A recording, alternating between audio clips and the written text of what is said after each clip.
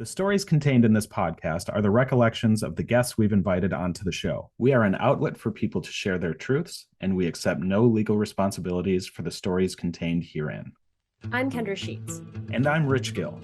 And this is Enough, a podcast that aims to shine light into the darkened corners of the music industry while discussing the ways we can and should improve ourselves and, in turn, our community. This podcast may contain graphic descriptions of sexual abuse and assault, including rape. These accounts can be triggering, especially for those who have also experienced sexual trauma.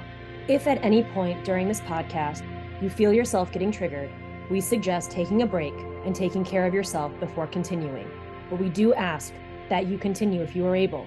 These conversations can be mentally and emotionally taxing, but they are so important to have. We are here with our guest, Veronica De Hart. Veronica, would you like to give us a little bit of information about yourself and introduce yourself to us and kind of how you got into music in the first place? Absolutely. So, hi, I'm Veronica. Most people know me by Vero. What's up? I am one of the head bitches in charge of Camp Punkslyvania and Riot Squad Media. But I specifically got into music when I was really, really young. My dad had us listen to everything from Metallica to Mozart. He's a multi-instrumentalist. I started playing violin at age 7. I play violin, saxophone. I was in a lot of jazz bands, things like that. Specifically with punk music, I got into the scene in 2021. Before that, I had been traveling a lot, and then I didn't really get to integrate myself in a community like this one or into a scene, really. So I listened to punk music on my own, but I wasn't a part of the Pennsylvania scene or the East Coast scene or anything. But then I met Laura. And they had already, she and Terry had already started working on Camp Punkslyvania. Laura and I met at an underpass in Philadelphia at a show at a skate park next to a literal pile of human shit. It was amazing. She had been drinking a little bit and she was like, it's one of my friend's birthdays. I have to go give them cupcakes in the pit. Here's this fanny pack full of cash. Take care of our merch. And I'm like, I met you half an hour ago, but okay. And we've been best friends ever since. And now I'm one of the head bitches in charge, which was really nice. But that's how I got into the scene and into music in general. That's such a fun story of being integrated in the punk scene. It's just you're cool. I'm going to put you in charge of something. I've never met you, but you seem pretty awesome. So do this. I'll be back. Yeah, it feels very fitting for the punk scene. She knew me a little bit because my partner is one of the people on the production crew at camp. He's the assistant stage manager. So I've been in the background of meetings, handing him food and stuff. But that was kind of the extent of it until that day. So you're relatively new to this whole world of, let's say, American aspect of the punk rock scene, because it is just such a international spiderwebbed, ever-reaching kind of thing, and everyone has their own sects and scenes. And so we, Rich and I, and some of the guests have been in this for a lot longer and are jaded and old and tired and mad about everything. Do you feel jaded and old and tired and mad about anything yet? Or is that just an us thing? I mean, I feel jaded and old and tired of everything in this life, dude. But specifically with the punk scene, we see things like the anti-flag scandal that go down and different artists, not only in the punk scene, but now Lizzo has something against her. And I don't know if it's jaded, I don't know if it's tired, I don't know if it's old, but I'm just not surprised anymore. No matter what somebody says on the outside or whatever they portray publicly, I'm not surprised if something comes out because it seems like it's everywhere, So, kind of. Kendra and I talk about this a lot on the podcast via text messages, via emails. Anytime something comes up about anyone, we're far past the point of oh my God, I never would have expected that. It's just yep. Yeah. Okay, not surprised anymore. Right. And I think that actually really speaks to how we need to go about creating safer communities. And again, this is something that we'll probably dive into in a little bit. But whenever we talk about perpetrators of sexual or domestic violence, our tendency is to be oh, that person's a monster. They would have done this no matter what. But the reality is, it's really easy to say that, and it feels really good because that takes any sort of blame away from the community that they're surrounded by and away from the society that they're surrounded by. People that commit these kinds of heinous acts don't do so in a vacuum, So I think the fact that we're not surprised anymore speaks to the fact that we need to find ways to create safer communities by being safe for, I don't want to say everybody because I'm not being sympathetic, but we need to find ways to prevent this violence before it even occurs, 100%. Yeah. One aspect that I think about a lot, and I don't know if this is even something I should be like ruminating on, is the like generational age differences between the different sects of punk musicians, I guess, or just people involved. There's always the joke of like the 55-year-old like white dude who like, yeah, whatever, just give everyone a pass. It's cool. Why is no one stabbing each other? Punk rock dead. It's not even dangerous anymore. And then you're like, okay, whatever, roll your eyes. And everyone's talking, and he's like mocking safer spaces and people's pronouns and shit. And then there's like the new version where it's like the littlest of littles that are like in their teens or maybe even their early 20s. And it's just such a different world. There's this weird kind of pass that we give certain people of certain ages in music in general. We're like, oh, the 80s, you know how it was. And they did these things, either at that time or they had the mentality that's still stuck 40 years later of that time. So they seem to get a pass for certain things, which always just kind of irks me. Specifically talking about things like that, this is something that I came up with because it has a lot to do with like restorative justice and transformative justice as well. But one of the kind of terms that I coined while I was working in advocacy is compassionate condemnation, right? You condemn the act, you condemn the mindset, but you also recognize that the person that has that mindset is a whole ass human. And you're not going to be able to say, hey, you're a piece of shit, and have them listen to you. We need to be able to recognize where these thought patterns are coming from, where these behaviors are coming from, see where that kind of stems from and where it began, and kind of work our way backwards so that the end goal can be a safer community and not just, hey, you're a piece of shit, period. Do better, because that's very shallow in some ways. Does that make sense? It's kind of along the same line. Something that I talked to a friend of mine who's also a former guest about was taking a look at people who have perpetrated harm or things like that, where that comes from. Were they groomed as a young person coming up in the scene? Because that happens a lot. There's like the older, now like grandfathers of whatever scene, it could be punk rock, hip hop, whatever, who take these like younger artists under their wings and show them the ropes. And sometimes it's, hey, you can get away with this shit because of X, Y, Z. Sometimes people have trauma that happened to them in their lives. Sometimes people are they just do awful things. So part of this conversation is, like getting to the root of where some of this stuff comes from. Absolutely. And one of the things that I talked about again a lot when I was working in advocacy was we have a lot of resources for survivors, as we need to, because that's a very important thing to have when someone goes through sexual assault, when somebody goes through domestic violence, or honestly just any sort of sex or gender-based violence. You recognize that you're going to feel isolated. It doesn't feel like anybody in the world has ever felt this way. But yeah, after that, you have to have someone helping you along those steps because you don't know what the fuck to do. We have not as many as we should, but we do have some resources for survivors' families and friends and loved ones to help them through that process and also deal with the vicarious trauma that they might be going through, which is something that I'm working on that we'll talk about later. But what we don't have is a real path to a safer society. At this point, not even 1% of perpetrators are even taken to prison or convicted or arrested or anything like that. Clearly, it's not working. Even the ones that are convicted. Our prison system sucks, dude. People that end up going to prison are much more likely to reoffend. It doesn't actually do anything to create a safer society. So what we need to do is find a way to burn it down, burn it all fucking down to the ground.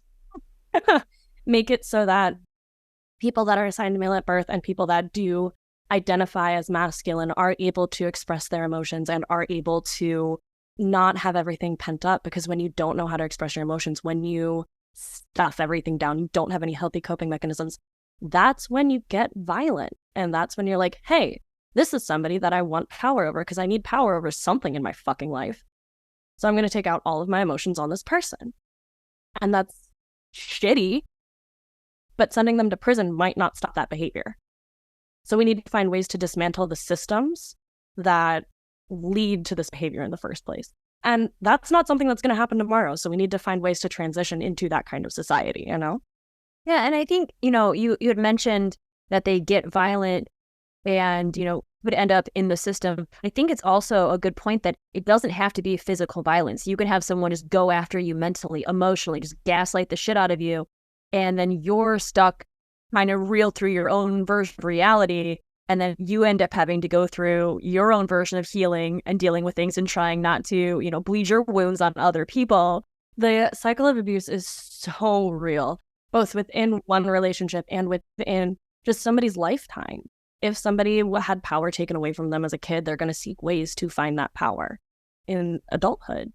And it could be, and I'm not saying that everybody that was abused is going to go on to abuse people, but there is a pattern where people that are abusers had that type of violence in their past. And talking about emotional abuse and manipulation and gaslighting, not only in romantic relationships or familial relationships, but like you were saying, people can get groomed in the music industry. Right? People can get groomed in any industry. And the survivors that I talk to, and even in myself, sometimes a bruise goes away, but once you start questioning your reality, it takes so much that back. I don't know. I'm just a person with some thoughts. Well, and it's, it's also one of the things we talk about is trauma looks different for each survivor. Not everyone processes or goes through things the exact same way. As many different people, there's as many different ways that you're going to handle your trauma. And it's sort of the same way with perpetrators. Like, not every perpetrator looks the same. There's always that myth about the stranger who's going to drag you into a dark alley, which, while that does happen, it's not as common as, it's going to probably be someone that or someone that you're close to that is the perpetrator. Absolutely. As many perpetrators as there are, there's different ways to be a perpetrator. And there is no surefire way to know, like, hey, you're going to be a shithead when you're older, right? Because that's just a self-fulfilling prophecy at that point. So the way we need to go about this is making sure that people know what consent is, first of all, because that's not clear as we're taught growing up. I have a very fun way to remember, and you can thank Planned Parenthood for it. Consent rights. They are my favorite thing in the world. It's a little acronym. So consent needs to be F, freely given. That means there's no power dynamic. So it can't be like a boss to an employee, a coach to a player, a professor to a student, anything like that. 2, consent needs to be R, reversible.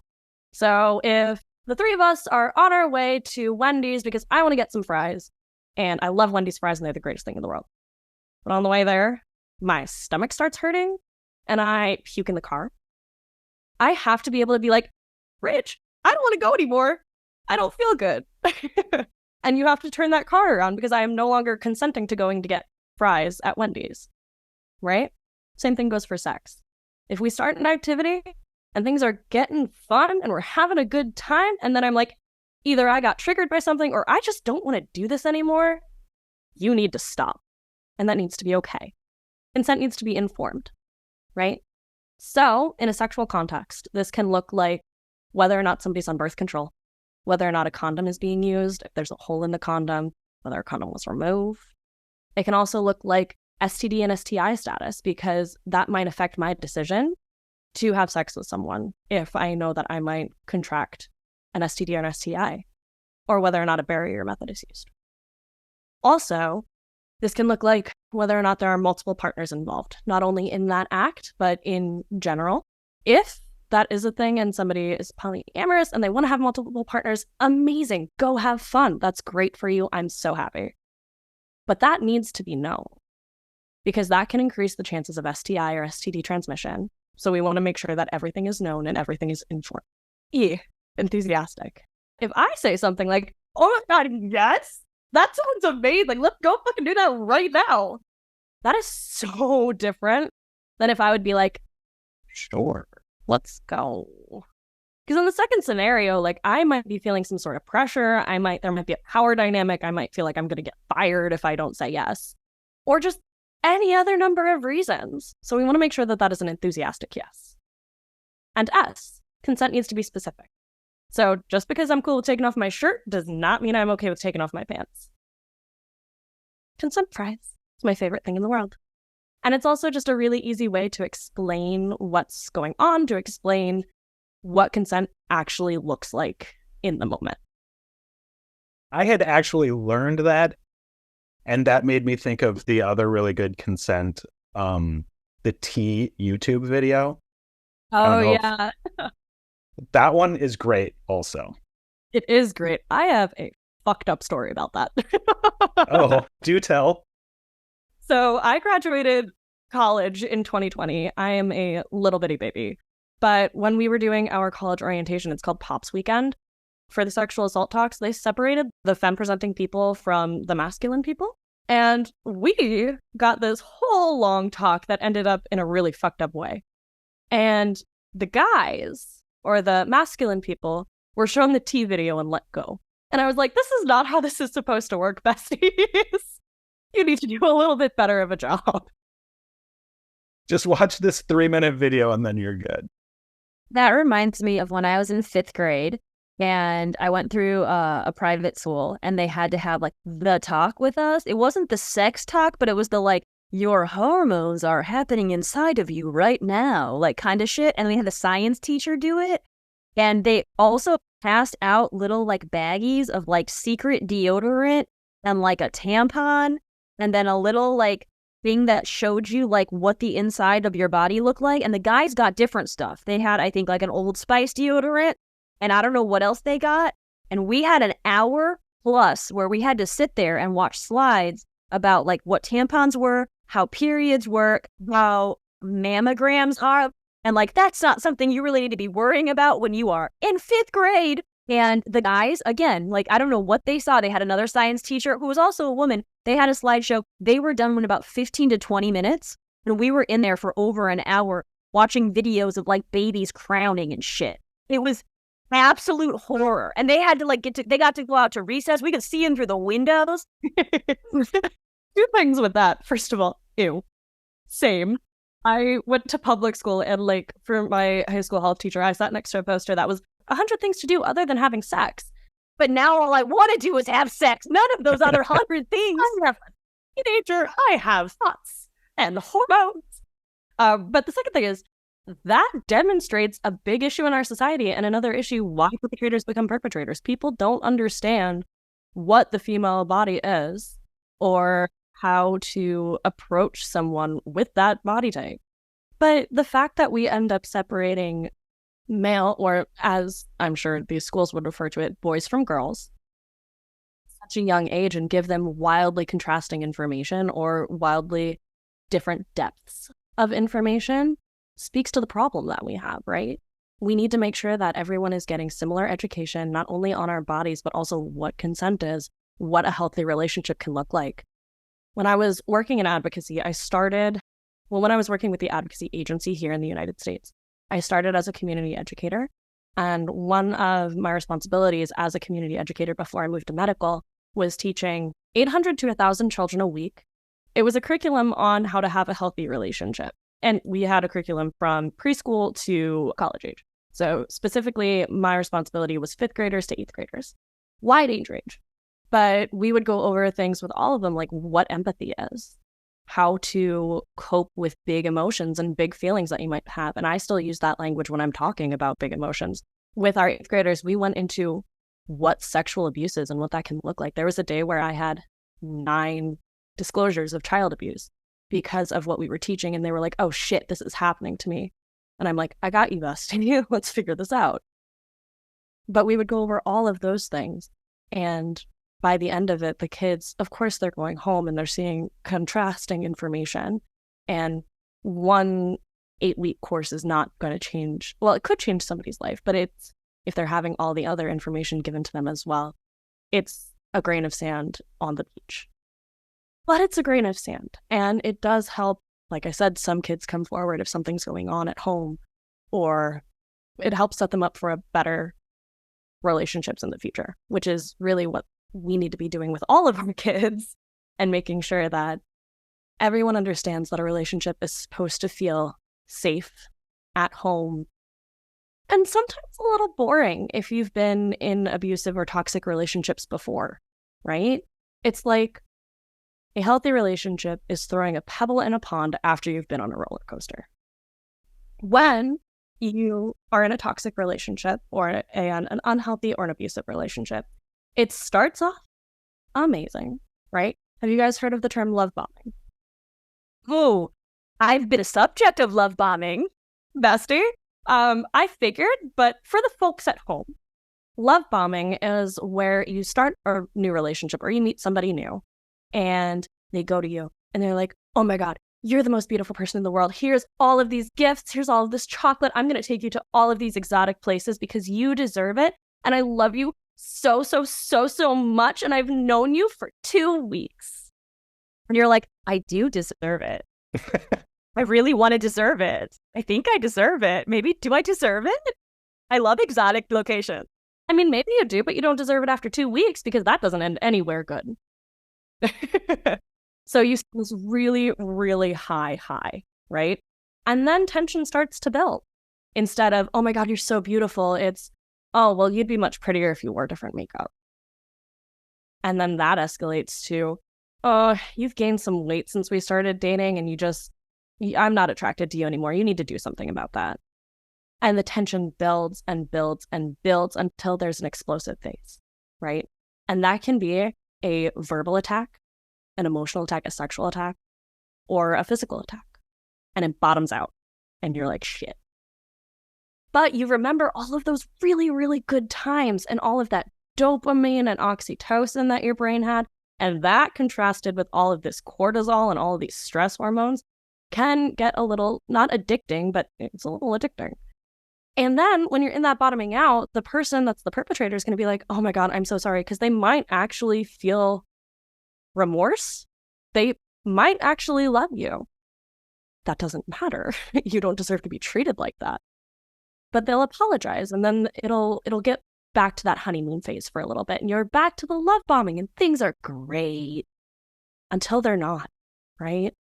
And it'll continue on that pattern until you leave or until you end up seeing somebody like me in the hospital.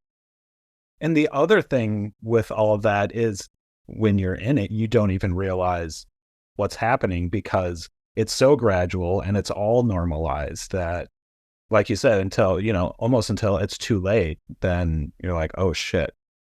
It's like that metaphor with the lobsters boiling to death in the pot with the hot water. You don't even realize what's happening because it's just slowly getting warmer. And you're like, I don't notice it. It's okay. It's a little hot. No big deal. It's a little toasty. I'm getting a little red. Yeah. And that's also why we were talking a little bit earlier, how we need to have resources for the people that are supporting survivors, right? Because first of all, vicarious trauma is a very real thing.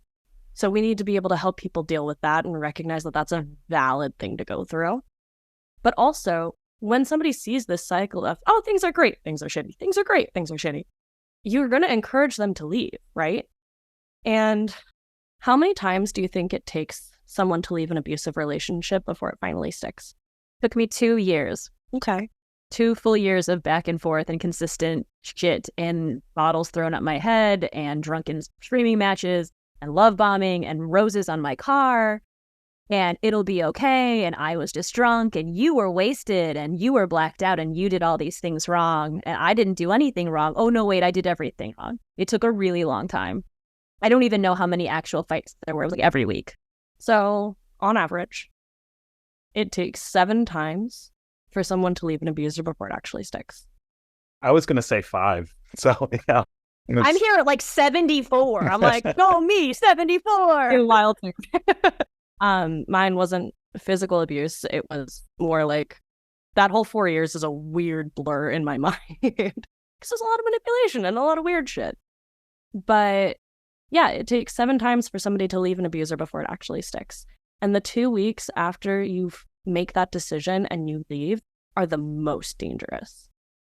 The first guy that raped me has been threatening my life since March. This year? Yeah, this year. So it's been a great time. Yeah, we, a slight tangent. There was this issue at camp where people on Sunday were not being ID'd when they were coming in. It really early in the morning because there was another event going on at the same time. And I was going around making sure that all of our people were okay, but I was also having a fucking panic attack because I thought he would have been there. Oh my gosh, how scary. It was a bad time. I had very good people. Laura was like, this is the best place for you because if he comes here, he's not leaving. If he's leaving, it's in a body bag. And I'm like, you know what? You're right. But Nice. that 2 weeks being the most dangerous, I actually got a sexual violence protection order against him back in the middle of March. And I, that time, also had a panic attack. And I was sitting on this couch right here for 2 hours crying because I thought he was actually going to come kill me. Because that's when that's most likely to happen.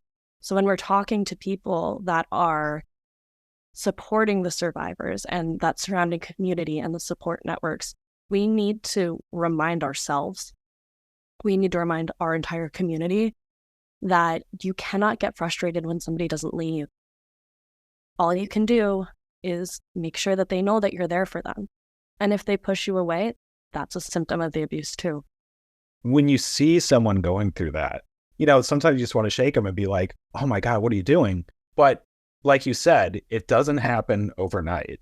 And you can't just be like, well, I told you, fuck you. Like, don't come crying to me next time this happens. You have to have that compassion and understand that you can't just turn that switch off and be like, okay, yeah, you're right. I'm out, and then be out for good. That's not how it works. Right. Unless you know that it takes someone 2 years or 7 tries to actually leave their abuser, you're just going to be like, well, I tried. When in reality, like, there are people that can't go to the police, whether that be because, first of all, ACAB. Second of all, immigration issues, right? A lot of people will stay with their abuser because their abuser will take their documents, or they are undocumented, or they were brought to this country illegally. No matter what the reason, going to an agency or going to a governmental institution like the police instills a lot of fear, and they feel like they can't get help. I will say that a lot of agencies, and the one that I used to work for, I have a lot of issues with them. But one of the things that they did well is when you stayed in the safe house, you weren't there. We cannot confirm or deny that we've ever had any contact with this person. Also, we had like a system that we had to log people in because like we have to. And every single person check U.S. citizen. Because in case we are ever subpoenaed, we don't want that ever going back on them. And we don't ask. But that's one reason why somebody might stay. They might have kids, they might have pets, where if they leave, they might not be able to take their kids or their pets. And then that abuse, well, the abuser doesn't have power over you anymore, so who are they going to turn it to? Personally, I would rather be the survivor or the victim of something than a kid, especially if it's my kid, which, like, I don't have, but hypothetically. And so when we are trying to support somebody going through this, we need to make sure that we are being cognizant of those reasons and looking at their situation and recognizing that we might not have all the information. So the best thing we can do is be there, remind them that they deserve better than that, help show them love, help show them how to love themselves again, and be there when they're ready to leave. Can you give us a little bit of information about your background of how you came to be so well spoken on every single topic that's come out of your mouth in the last 30 minutes? I don't know, man, I'm pulling out my ass. There was a moment there too when like you stopped talking. I was just like, I just want to keep listening to you talk. Like I have nothing to add at this point. We're here for your TED Talk. Just do it. Yeah. So with my background comes my story, which is sad, shocker, but all these things are, right? As a lot of femme people out there, people that were assigned female at birth and were raised as a girl would know, you don't even remember when it starts. I don't remember the first time somebody commented on my boobs or my body or anything like that. What I do remember is that it started out by me being stalked by an old man when I was 14 at the gym. He didn't follow me outside the gym or anything, but I would, like, there was a swimming pool there, and I would go and I would swim and I would have a good time and I would work out. And I would look at the, like, window, and there was this guy just staring every single time. And the day I finally decided to stop going to the gym was the day that he was waiting outside the locker room for me. So I ran to my dad and I'm like, going now, we're leaving. And I never went back, and I really haven't swum since then. I was an avid dancer. Like I said, I was raised in a really musical family. I danced for 14 years. I taught ballet, tap, all of this other shit. And I was a really, really good swing dancer, like a giant nerd. And it was a passion of mine. I loved it. I did it for upwards of 10 hours a week. Unfortunately, with that came the community. And this was the last time I was part of a real community before I joined the punk community. But in a lot of the venues, we weren't allowed to say no to a dance. And there were a lot of old men that would take advantage of it. And there was my dance teacher that took advantage. So, not sunshine and rainbows. And since I left that community in 2016, I have not danced. That's a big hole in my heart. And I miss that very, very much. If I ever end up permanently moving outside of the Reading area, I might try to go back to it, but there's a lot of trauma that goes with that. Like, I was groped every week for a year and a half. I'm not really into doing that again. And then I told you about our stellar orientation weekend and our sexual assault talks. The way that ended for the women was, I challenge you. This was said to us by our dean. I challenge you, girls, to make the sexual assault number for Albright 0 for the month of September. Wow. I failed that challenge. There was a night where a friend had tried to have sex with his girlfriend. She refused, so he came to my room, and I was like, oh, cool, my buddy, we're going to talk. It's 2 a.m. I've been drinking a little bit. It's going to be a great time. And then he didn't leave. And I was like, you know what? He's just going to sleep there. It's fine. And then I had to fight him off 4 times. And then I went to report that to our public safety and to our police here in Reading, and was not taken seriously. My dean basically called me a liar. Not basically, she did call me a liar. There was supposed to be a hearing for the public safety side of things for him. And I was told that I couldn't have anybody from outside the school community present for the Title IX hearing. I had been in school for a month, not even at that point. So I didn't really know anybody that well enough to be like, hey, come to me to my rape hearing, please. You know, not super into that. So I went to the dean and I'm like, hey, I'm scared. I don't want to do this anymore. Not really feeling it. I just want it to stop. Because I'm allowed to do that. And that's a lot of big emotions for a little 18-year-old that's alone. And so the lovely dean of students brought me in with our, I don't know if she was like a Title IX coordinator or who she was. I just know she was a bitch. Sorry. So good. She's going to be a bitch. I just know she was a bitch because she sat me down and she goes, did this really happen? Eat a dick. Oh my God. Like, up yours, asshole. So I was like, yes, it did happen. I just, because of this reason, and this reason, I don't want to go through with this. So I got a letter a little bit afterwards saying, hey, we don't believe you. Cheers. Nothing's going to happen to this guy. And this is really funny because this is the guy that's now threatening my life. Holy shit. Yeah, 7 years later, here we are. Yeah, so even with that, like, the school failed me, obviously. I went to the police. You know, maybe the police will help. Fucking ACAB, right? They basically said, hey, we believe you, but the district attorney is not gonna approve charges because there's no evidence because your roommate's a bitch and washed all your sheets because she knew the guy. So there's no DNA evidence or anything like that. So we'll talk to him, but we're not gonna do anything about it. And I'm like, huh, okay. And then I got a call a few months later. They were like, you know what? We decided that we just don't want any repercussions against you. Like, we don't want any retaliation from him to you. We're keeping you safe. I'm like, isn't it your, like, fucking job to investigate? Yeah. Right? It happened to other people from this guy.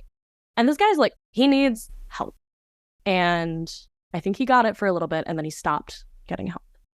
And so that's why things flared up this year. So that was my first experience with rape and reporting that. So then when I was sexually assaulted by multiple other people, including a partner at the time who I was like, it hurts. And he's like, power through until it started hurting him. And I'm like, I didn't say anything to him because I was like, you know what? This didn't go well last time. I still love you. This was a mistake. Blah, blah, blah.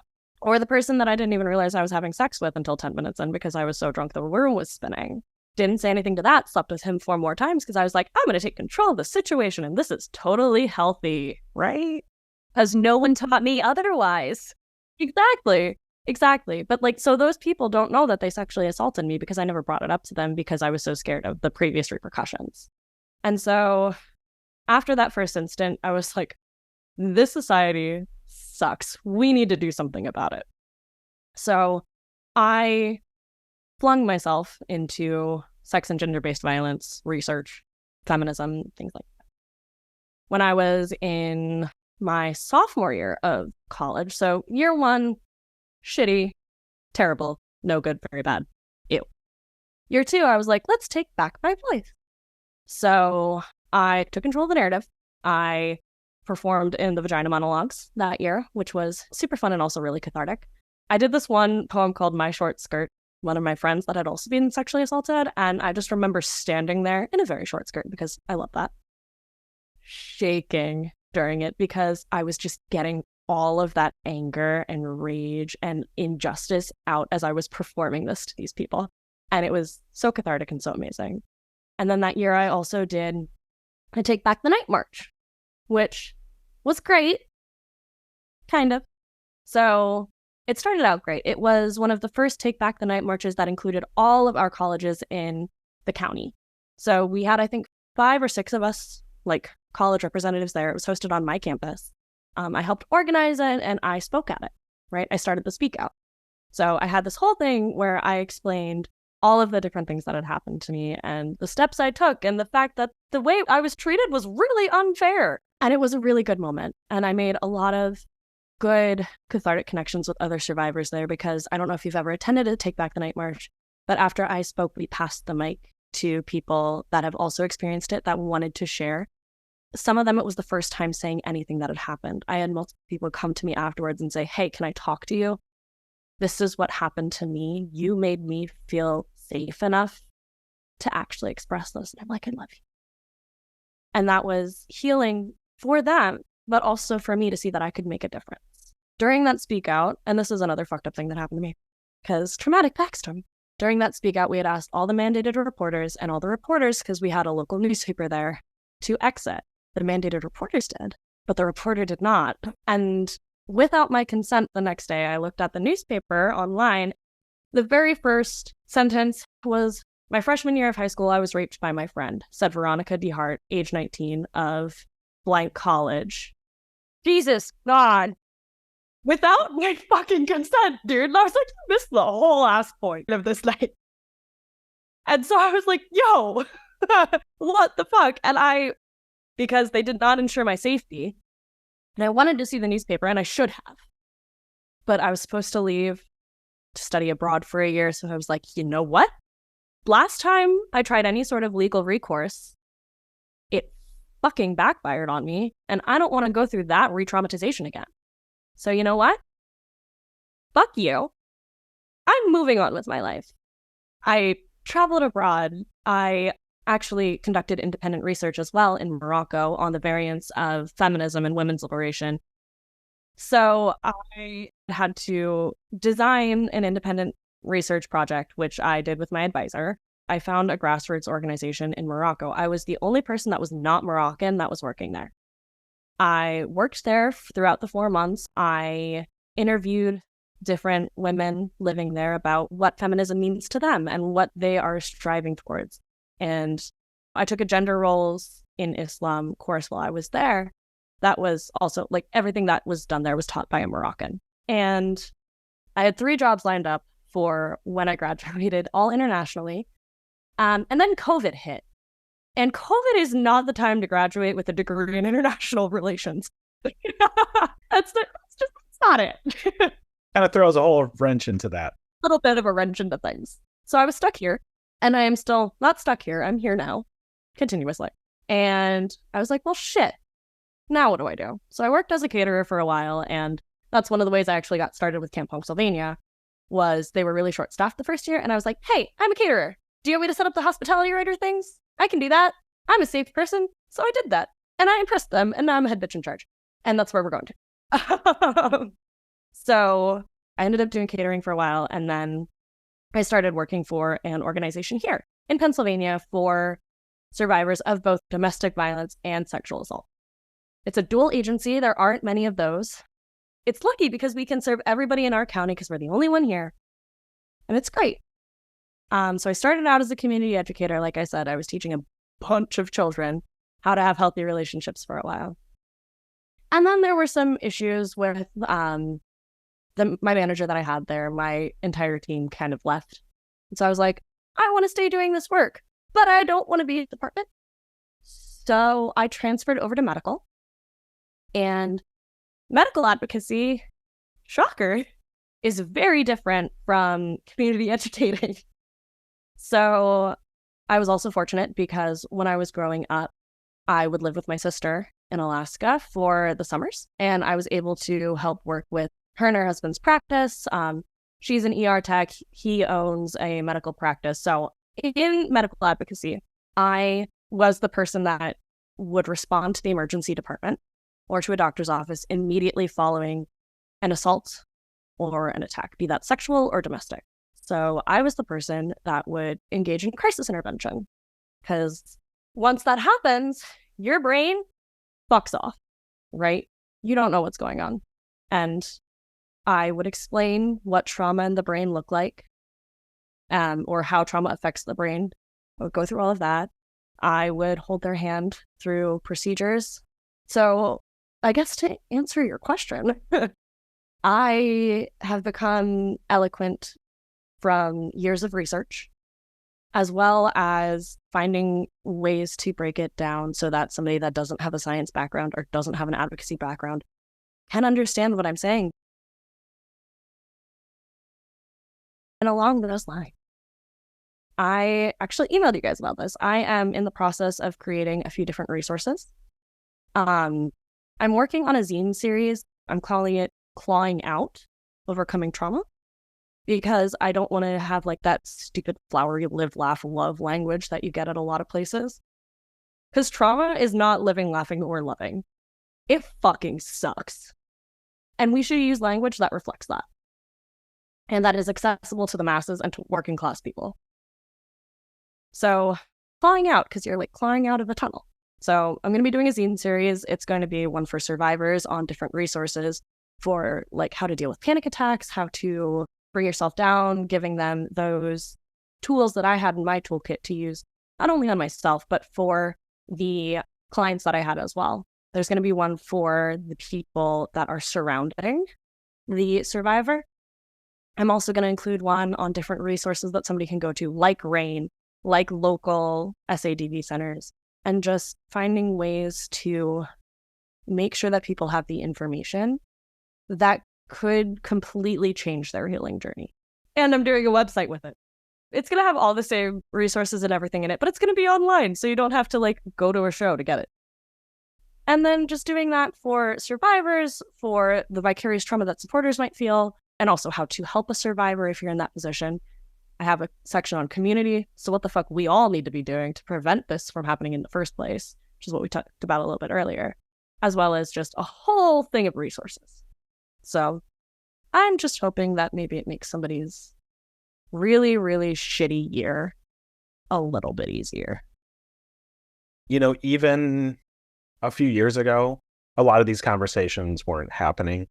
And now there's not just the conversations happening, but all of these resources are becoming available to people.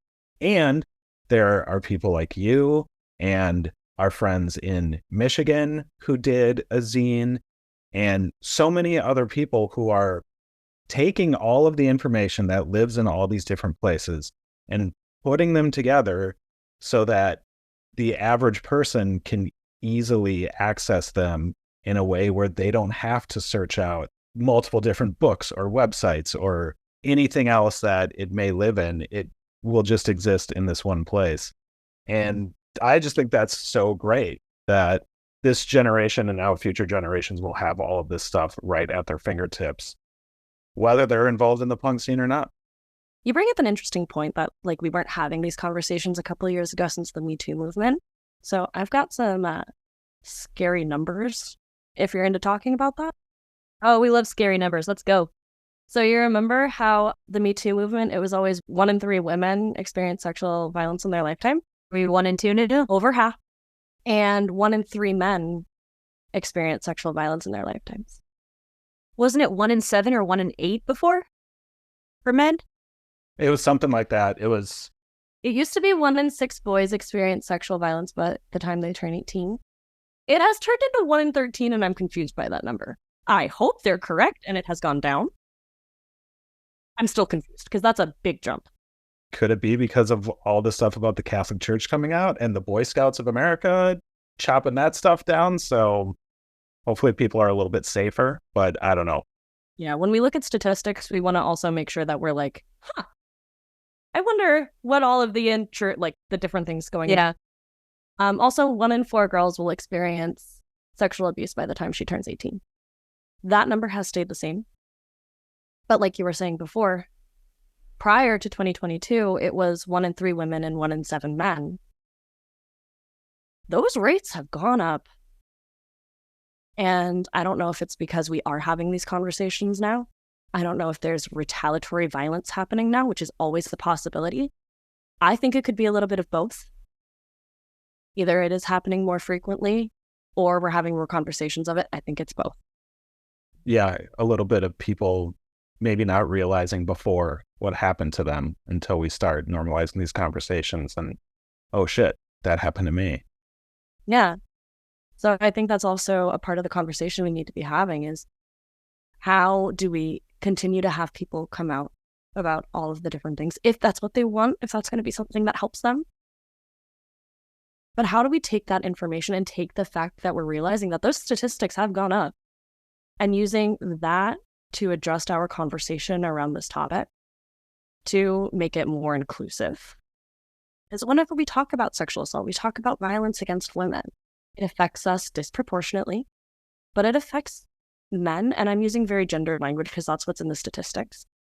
When we do look at LGBT plus communities, when we do look at communities of color, it also increases because there are hate crimes. There's also other things that go into that, and we need to recognize that when we're having these conversations as well.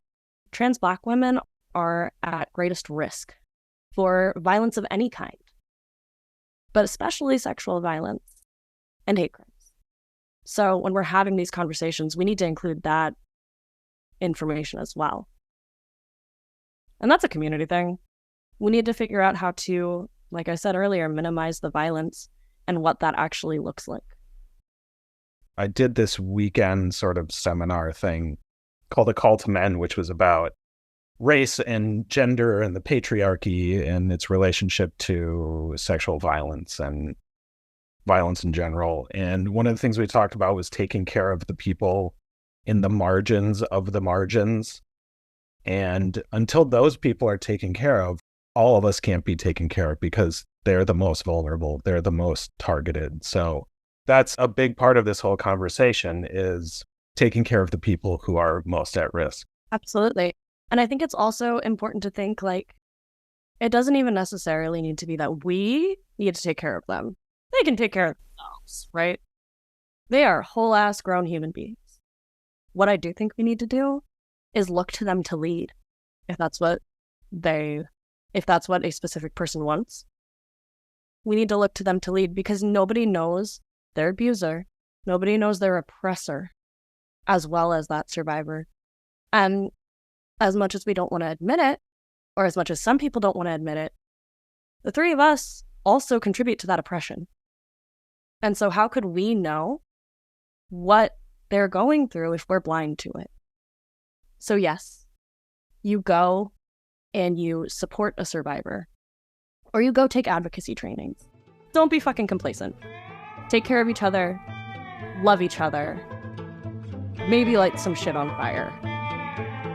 In the metaphorical sense. Enough is a podcast centering on surviving abuse, harassment, and assault in the music scene. To help get the word out, please like and subscribe and share with your friends.